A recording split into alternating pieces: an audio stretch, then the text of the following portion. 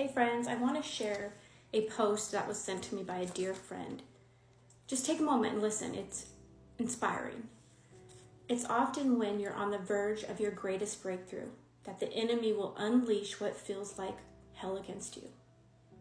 You will begin to second guess yourself. You'll encounter loss, disappointment, betrayal, discouragement, confusion, chaos, rejection, or loneliness. You'll wonder, listen to this part. You'll wonder if you even heard God in the first place. I know you needed to hear this today because my client from this morning said the same thing. Did I ever hear God say to fight for my marriage?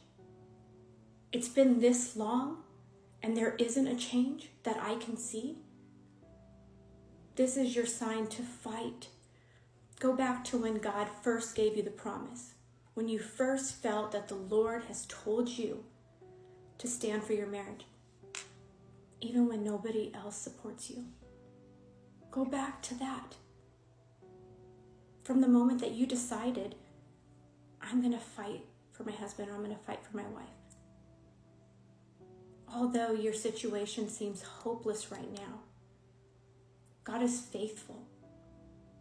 And his word is true. That if you believe in what you pray for, God will give you the greatest desires of your heart. Your marriage is a threat to the enemy. It's valuable, and that's why the enemy is fighting so hard to get you to give up. The enemy comes to kill, steal, and destroy. Are you going to let him take down your marriage? Or are you going to continue to fight because God told you in the beginning, stand for your marriage. I am greater than the enemy and I will tear him to pieces and I will restore your marriage. This is your confirmation today. Even if one person needed to hear this, it's worth it. Don't give up. You're not alone in this. Don't listen to the lies of the enemy.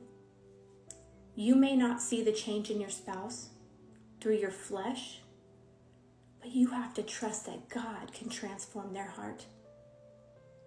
I know for myself, just the life I lived without God, without being in his presence, was night and day to what I'm living today. God can transform the heart. If you believe God's word in Ezekiel 36:26, he said, I will remove the heart of stone and replace it with a heart of flesh and a new spirit. God is faithful. I know he saved me. He saved my husband and he saved my marriage. Don't give up today.